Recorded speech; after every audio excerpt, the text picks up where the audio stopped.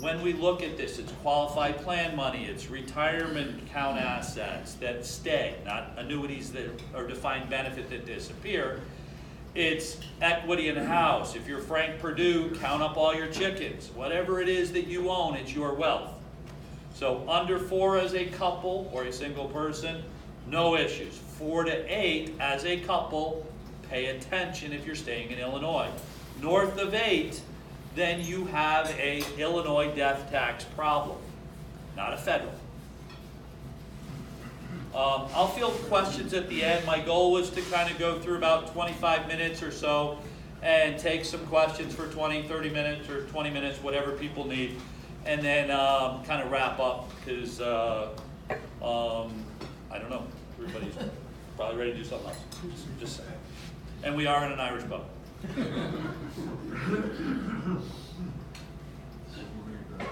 So, let's see, what else did I put in for you guys? Okay, I've got a couple neat things here. So, I try to keep things simple in estate planning. Life can get complicated. Families can get complicated. Our assets can be complicated. My job is to keep my side simple. So I've got the simplest chart I've ever seen after 23 years. For a couple, sort of name, rank, serial number of kids. If we had minor kids, who are our guardians, and then our who's executor, who's trustee, who's agent under power of attorney for property and health care. That's our simple information sheet. Same sheet for a single person, just one column instead of 2. Let's talk for a second about structure. So all of this from an estate planner comes down to a structure. We have a will. The will names the executor. The executor, if we have minor kids, we name guardians. Anything not in our trust pours over to our revocable living trust. I just call it a trust. The old AB plan, or the traditional plan that's been around for a long time, is at the first death, so this is what I call phase 1, the top of the chart. Phase 2, first death, I put over here on the far left, if I wanted to give my brother my hot pink bowling ball, I could write down hot pink bowling ball to my brother Mark. Any specific items of personal property, you could write it out specifically. I frankly don't want to get into Yadro collections and teapots. If it's important to you, write it out, sign it, and take care of it. But if you change your mind, I really don't want you spending money and time of mine to shuffle up who gets what. It's just manage that yourself generally. If we have specific bequests, conceptually they would come here in this tangible personal property, and we'd add specific bequests.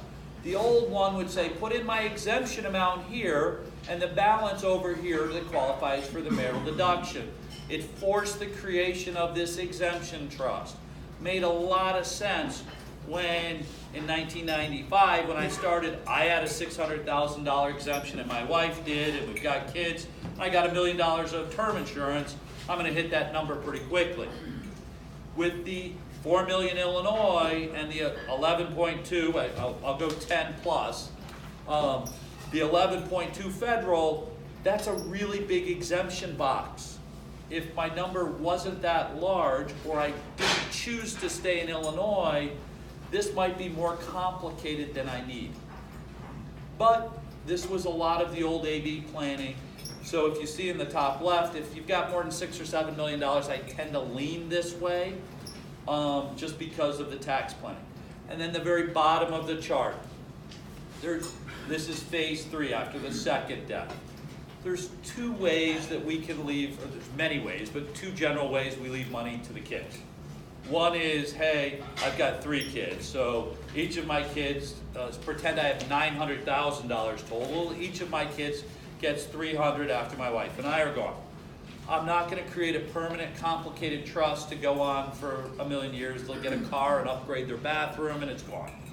So if it's instead, I've got $2 million and 1 kid, I want it safe for the kid. So if you look at the bottom of this page, 0.5, it says, hey, if my child's 18, I don't want him in charge. I frankly don't want kids focused on their money and managing their money unless they earned it until they're over 30. It's just go get your education, figure out how to make a buck. Don't worry about managing money that mom and I left you. At 30, they can become co-trustee, and at 35, sole trustee. It's a little bit about tax planning. It's more about asset protection. Anybody want to guess the number one creditor I worry about? Spouse. Yes, that ex-spouse. So it's failed marriages, and that's the number one. So under Illinois law, and this is where you've got to go back to the states. Property laws are determined by the states, but under Illinois law and most states, inherited or gifted property is separate, non-marital property. There's a concept called commingling. Commingling is when you basically take your assets and you mix them up, and the courts don't want to be bothered. This is what commingling looks like. If I inherited a head of lettuce from my grandparents and my wages are a tomato and my wife's wages are a radish, sorry dear, and we kept them all separate, the tomato and radish are joint marital property. The lettuce head, the inherited property, is non-marital property. However, if we took it into the Cuisinart, we mixed it all up and diced it up, threw some blue cheese on it, let it sit for a while, and I go to the judge, Your Honor, could you please pick this out for me?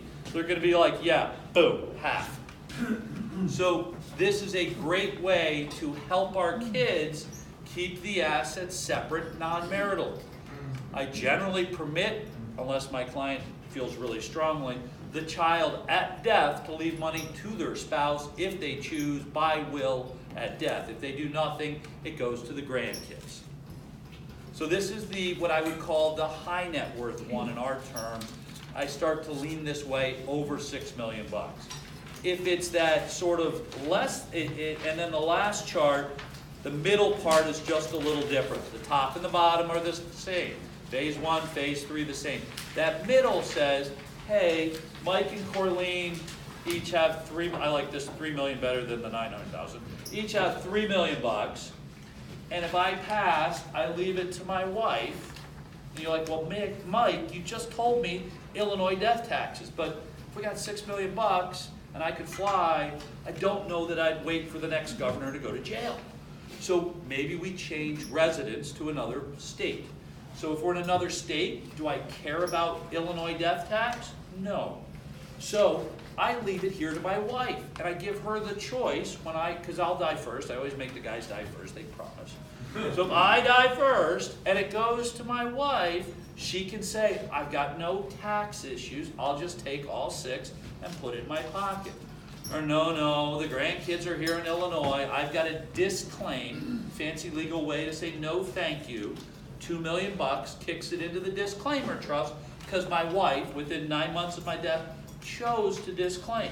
If she chose to disclaim, then the $2 million goes over here, and she's got her 3 plus the 1 for a total of 4. So that, as opposed to forcing these trusts, it gives my wife the choice. I've had many a meeting where people, all of a sudden you see the light bulb go on, they're like, so I'm actually paying you money to make my plan simpler. And I'm like, you got it. But yes. So that's kind of talking about, that's Romans 6. Romans 7 is sample funding guidelines. Very specific. I actually hit that in the front, talking about 4 different kinds of property. The goal when you do estate planning is thinking about it so that it's easier for others. My great example is if I said, hey, would you like $1? Here's $1. You'd say, oh, great, thanks. If instead I said, I got 100 pennies, boom, go find them. It's kind of a pain. You're like, it's still $1, same wealth, but it's a whole lot easier to say, here's the $1.